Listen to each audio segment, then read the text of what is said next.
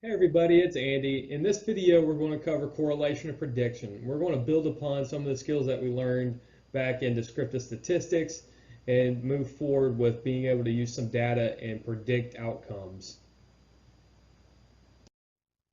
Here you can tell by the objectives list that there's not a whole lot to cover in this chapter. It's more of a practical application chapter, so I'm more than likely going to work on a second video that has to do with practicing equations via the use of what's it called, Excel, and probably some whiteboard applications just to let you see the steps in action. But in this video, we're really just going to cover the conceptualization of the principles here. This slide is showing the terms you should be pretty comfortable with here. One of the big ones we want to consider are the ppm. And just kind of keep that one in the back of your head. Get really practice worthy, practice wise on that one. And then when we progress into the practical application video, you'll see it in action. Here's our math slide. So again, take some time, pause the video, write this down, put it on flashcards, get familiar with these formulas. Again, right here, you see the R in the previous of the terms. This is the ppm, or the Pearson product moment correlation. Get really familiar with that one. You see the y hat equals bx plus c. That's your simple or straight line formula that you probably remember from geometry, which I think was y equals mx plus b. So keep that in the back of your mind. We'll see how that relates here. You got to really pay attention to the fact that here we use y, and here we use y hat. And we'll explain later that the relationship between those two. So up until now, we've really discussed like one variable versus another variable. We really haven't talked about the relationship between these two variables. So we talked about what is it, objectivity and reliability in previous chapters. So now we're going to start putting a little meat to those topics. And this is how we do it, is with the correlation coefficients. Basically, it helps describe the relationship between a couple of different variables so you can predict outcomes. And a relationship, again, is defined as an association between variables. So commonly, too, there can be multiple, and we'll get into that later. But the independent x, which here you see my perfect rendition of a bar graph, x goes down here, which means it's independent, whereas the y is now your dependent, which means your y is dependent upon the x variable. So keep that in mind. We calculate relationships using the ppm as noted as r. So if you remember in the previous couple of slides, there was ppm, and then in parentheses again there was r. That's the summation notation for the Pearson product moment correlation. That's what ppm stands for. Here it provides a number rating, generally from -1 to 1. And you can see in this little graph here, you have a really strong relationship at both your -1 and your 1, and a poor relationship at 0. So when you look at the negative, that does not necessarily mean that it's a bad relationship. So keep that in the back of your head as well as we move forward here. This is just a representation of the magnitude between the two variables. So it's okay to have a -1. That just means later on you're going to have a negative regression as opposed to the positive one, which will have your general regression lines. Here's our first relationship that we're going to try to cover. Direct relationship, which is generally commonly noted as this positive line. So as the variable under the dependent gets larger, the independent variable also gets larger as well, or gets higher. It says that the independent variable increases upon the increase of the dependent variable. So a little bit wordy in how that is. I think I explained it a little bit better. So here in my example, squats, you get a higher score of squats correlated along with a higher score of box jumps.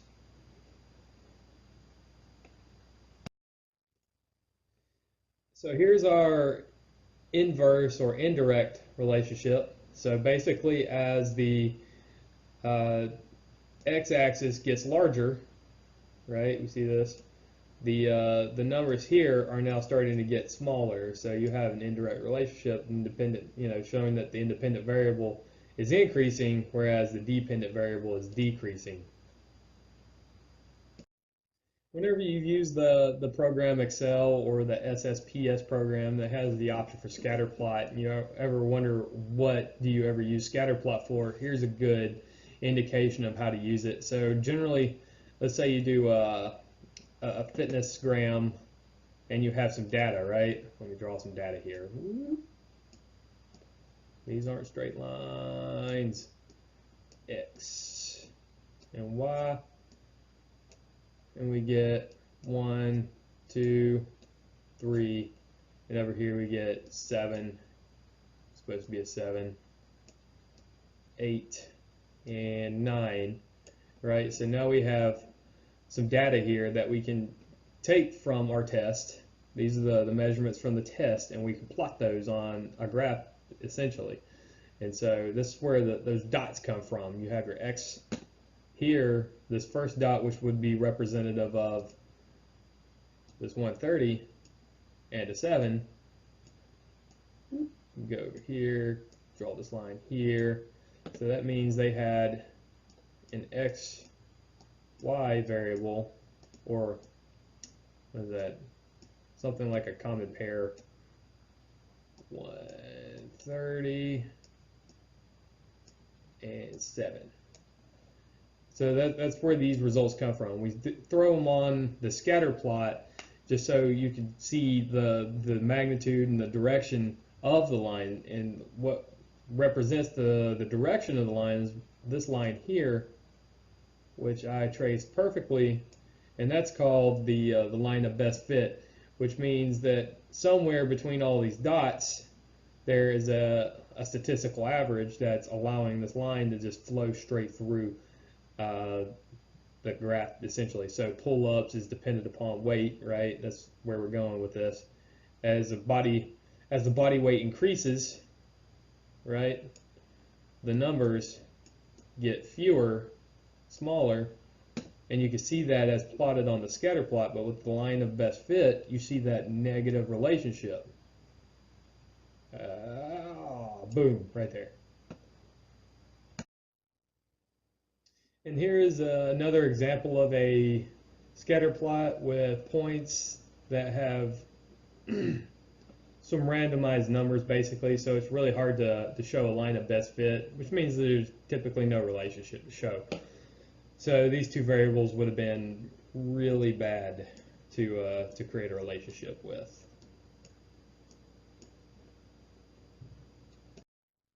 So calculating R, I found it really easy just to sum it up in these two steps, right? You got this super huge equation that has not only a time-consuming numerator, but if you really sit here and pay attention to it, the denominator here has a super long formula as well. So the best way to attack or approach this problem is really going to come down to how you prepare yourself for it. So one, let's design a table that looks something like this, right? You got your X variable, right? You got your Y variable, and then you have your X squared, your Y squared, and your XY, right? That's straight out of the textbook. So the next thing we really want to cover is step 2, have your last or your total column, right? So your participants, you have to have your sum of x's, your sum of x squared, your sum of y's, sum of y squared, and then your sum of xy. And then we plug and play this formula. So basically, go here, right?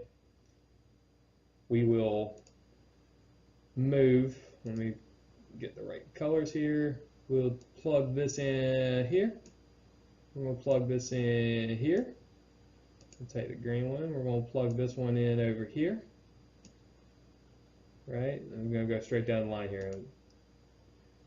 Sum of y goes here and here. click on the blue, sum of y squared, and then we got sum of xy all the way over here. And then again, we still have this fellow here, which runs all the way here and over here. Pay attention to your parentheses, okay? When you look at attacking this formula, it's best to attack it in chunks, not in not trying to type it all in one algebraic equation in your calculator. So take it in chunks. Look at the parentheses. So we got this section here. Let me clear. Erase. Let's just erase all this real quick. Great. So first we're going to attack this number here. Then we attack this number. Then we subtract the two. We create the difference of the two. Then we do the same thing for the denominator. Go all the way through. Pay attention to your exponents being outside the parentheses, because that's not sum of y squared. That's sum of all y's squared. So keep that in mind too as you go through. So it's a very practical, pragmatic way to approach a very lengthy and time-consuming equation.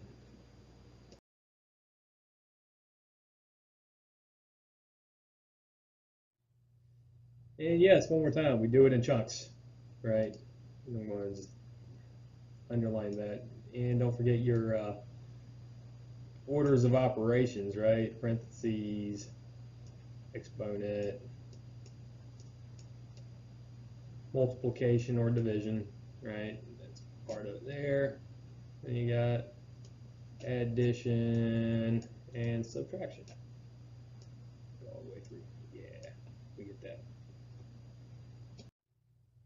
So like I said, this chapter is not a very big or in-depth chapter, so we're going to cover 3 topics all in one time here, right? You got coefficient determination, negative correlations, and limitations of R. So your coefficient determination, which is also noted as your R squared, so basically square the R values. You square your ppm, you get your coefficient determination. It's a percentage of the variance. So remember back in descriptive statistics when we talked about true and error variance, which was pretty much described as a box. You had this here, right? And then we had a value here, we had a value here. Basically, this is how we get these two values, right? So basically, you square the R, that gives you a number, that goes in one of these boxes. Then you reverse it. You take, let's say, if your R squared was 20, you subtract 20 from this 100, and that gives you another value. That gives you 80. And that fills in this gap here. So that's how we throw that in there. Negative correlations, right? Result when two things occur, or one of two things occur. Having opposite scoring scales, or there's just a true negative relationship. Basically, the two values just don't have a great relationship. Foot size and nose length has no relationship.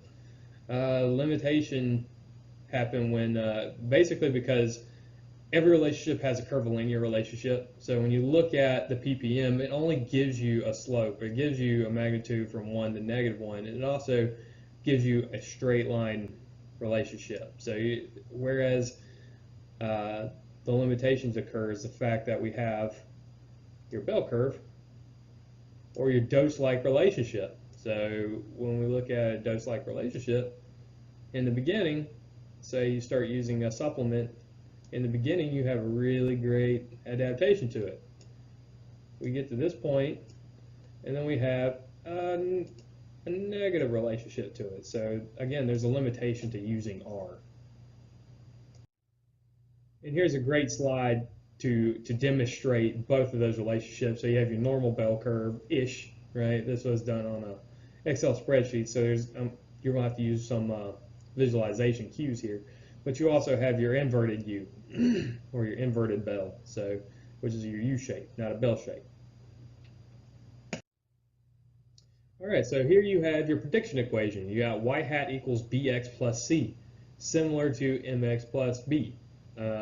Generally it follows coordinates, so you get coordinates here, you got your x, and you can plug the x in over here, you can plug the y in over here, and you kind of figure out mathematically where it's going to go from there. So you follow the coordinates right, you get -2, which feeds here and here. Obviously you got your true zero, which is right here, and then you got a 2 and a 2, which comes up this way, and then we got this one comes over here. And basically what we do from there is we draw this straight line connecting the dots. Where my cursor go? But pay attention, it goes on till forever. It doesn't just end there. So keep that in mind too. Especially when someone says, hey, does coordinate 4, 4,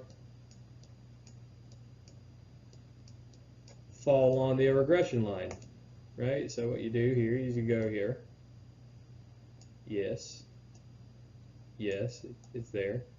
You know, I guess in the same topic, you still have this. Do you have a 3, 4? Nope, you do not. 3, 4 does not match the regression line.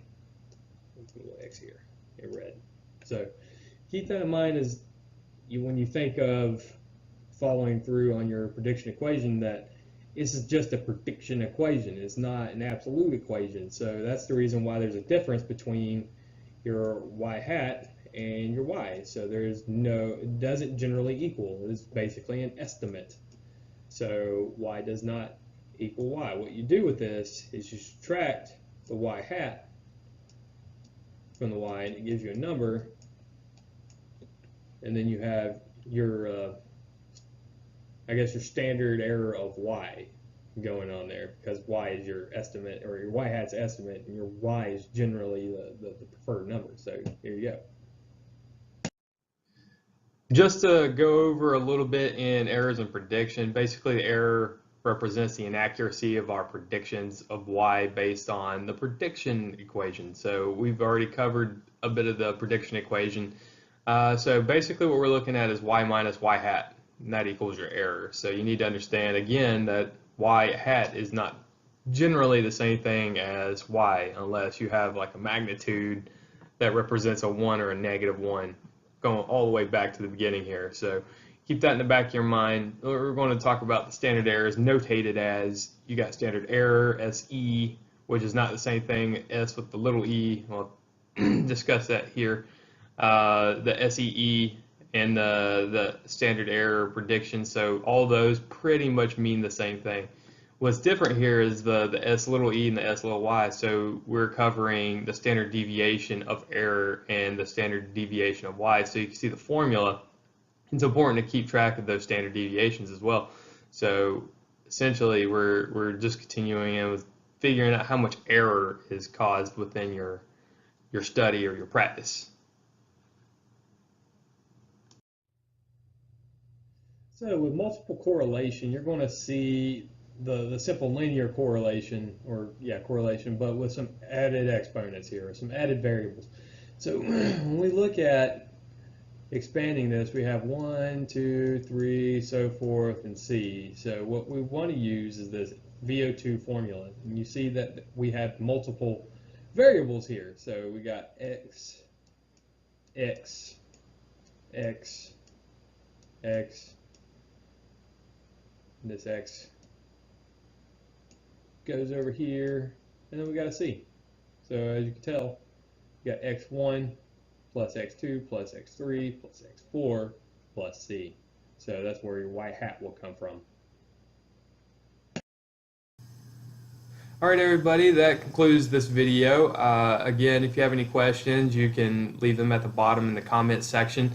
You can always email me at johndentzjr@gmail.com, or you can find me on the CSU Buckmail. If you haven't subscribed to the YouTube channel, this is how you do it. So you type my name into the YouTube search bar, ensure that you are signed in to your Gmail account, click on the subscribe, and then after that a little bell icon pops up, so you want to make sure you enable that as well, so whenever these videos hit the web or hit the cloud, you'll get a notification directly, so you'll know that the video is ready, and basically you can spend 19 minutes of your time doing that. Again, thanks for watching. I hope they're still helping you. This was kind of dry material here. I tried to speed through it so we can apply it in a second video. So, this is Andy. I'll see you later.